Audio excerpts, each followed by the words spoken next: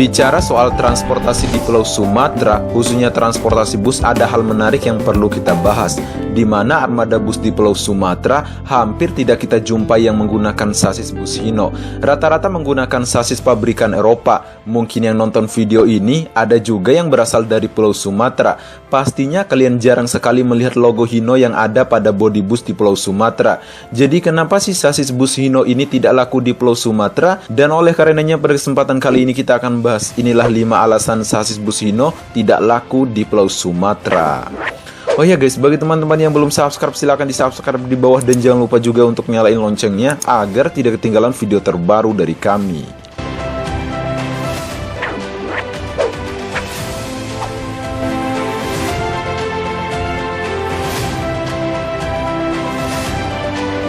Hino dianggap sebagai second brand.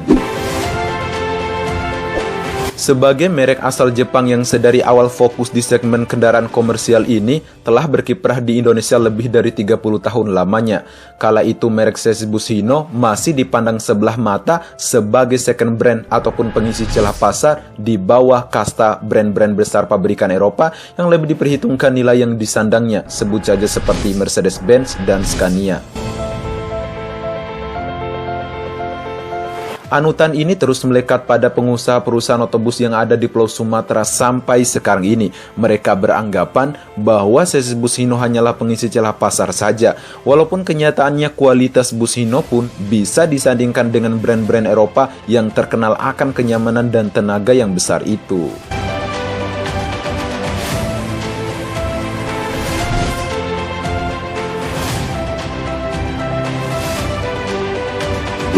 Tidak mencerminkan citra mewah. Bus Hino misalnya yang paling laku sekarang ini sebut saja seperti tipe R260 maupun tipe RN285 yang dipasarkan saat ini bisa dibilang tergolong kompetitif, bersaing ketat dari segi harga dengan pesaingnya yang tidak lain dan tidak bukan yang paling laku di Indonesia saat ini, yaitu produk sasis bus Mercedes-Benz tipe tertentu, sebut saja seperti OH1526 maupun OH1626.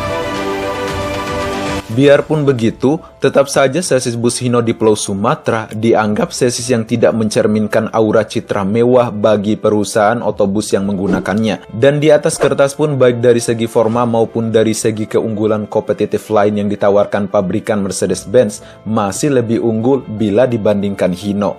Mungkin bisa jadi hal inilah yang melatar belakangi beberapa pengusaha perusahaan otobus senior yang belum bisa berpaling ke lain hati, dalam kata lain berpaling ke merek Hino. Dibandingkan brand Eropa Mercedes-Benz dengan citra rasa lokal yang telah diterima dengan sangat baik dan menancap kuat di benak pelanggan loyalnya di Pulau Sumatera berupa simbol status yang mencerminkan citra ataupun reputasi sebuah perusahaan otobus yang menggunakannya.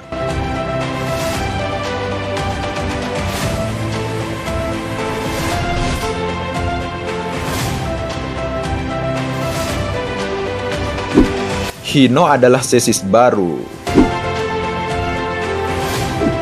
Dekade tahun 1970-an merupakan era baru bagi dunia transportasi di Indonesia, terutama dengan banjirnya produk-produk otomotif asal negeri Jepang, tak terkecuali pada sektor kendaraan komersial. Jika tadinya banyak didominasi oleh brand Eropa dan Amerika, maka pada era ini juga mulai tergusul oleh brand-brand yang berasal dari Jepang maupun dari Jerman. Salah satunya yang paling gencar menggempur di Indonesia adalah sasis bus Hino. Hino secara serius membawa produk-produknya di pasar Indonesia. Sasis bus Hino pertama kali dipasarkan di Indonesia sejak tahun 1980-an, yaitu MB Light Bus dan BT Medium Bus. Hal ini beda jauh dengan brand Eropa yang jauh lebih dulu masuk ke pasar Indonesia, sebut saja seperti Mercedes-Benz. Jadi sangat susah bagi pengusaha perusahaan otobus di Pulau Sumatera berpindah ke merek yang keluaran baru.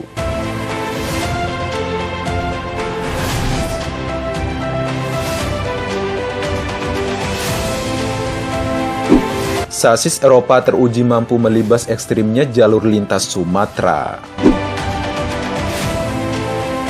Kalau ini mungkin persepsi pengusaha dan masyarakat saja. Saat ini bukan hanya Mercy saja yang sebenarnya bisa melakukannya. Tapi kalau melihat faktanya di lapangan, bisa jadi chassis bus Hino mampu melibas kejamnya jalur lintas Sumatera.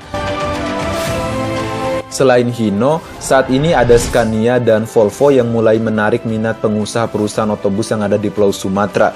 Tapi mereka hanya digunakan di sebagian wilayah yang ada di Pulau Sumatera saja. Sebut saja seperti di Aceh, kemudian Medan, Pekanbaru, dan sekitarnya, di mana jalurnya tidak begitu curam atau yang disebut dengan melewati lintas timur via Pekanbaru. Sementara Mercedes-Benz sendiri sudah teruji di berbagai macam kondisi, salah satunya di lintas tengah ataupun lintas barat di Pulau Sumatera, di mana seperti naikilah perusahaan Minang, kemudian Aman Nyaman Sentosa, antar lintas Sumatera, Siliwangi Antar Nusa, dan Putra Rafflesia melewati jalur perbukitan dan pergunungan yang berkelok-kelok tajam.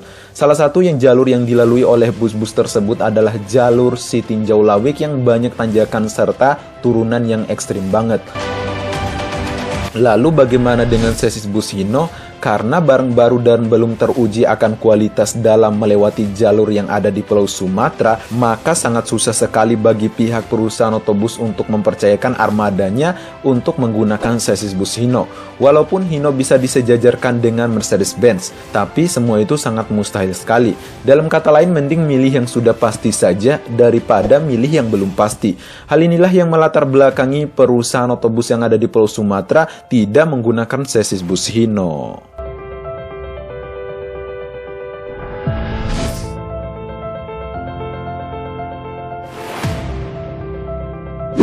Paradigma perusahaan otobus Sumatera yang susah diubah. Sebagai brand yang bisa dibilang cukup baru masuk ke pasar Indonesia, bila dibandingkan dengan para kompetitornya, cukup susah mengubah paradigma ataupun kepercayaan yang dianut oleh pengusaha perusahaan otobus yang ada di Pulau Sumatera. Walaupun pihak pabrikan Hino mengklaim mereknya mampu disejajarkan ataupun disandingkan dengan para kompetitornya yang berasal dari Eropa yang terkenal ahli meracik suspensi itu. Paradigma bahwa chassis bus Hino kualitasnya di bawah Mercedes-Benz ataupun Scania masih dianut oleh pengusaha perusahaan otobus yang ada di Pulau Sumatera. Dan hal inilah yang melatar belakangi sampai sekarang ini chassis bus Hino tidak laku di Pulau Sumatera. Oke guys, itulah 5 alasan chassis bus Hino tidak laku di Pulau Sumatera. Kalau kalian punya pendapat lain silahkan komen di bawah, coret-coret aja di bawah. Kalau teman-teman suka videonya silahkan di-share, jangan lupa like, comment, and subscribe. Dan sampai jumpa di next video.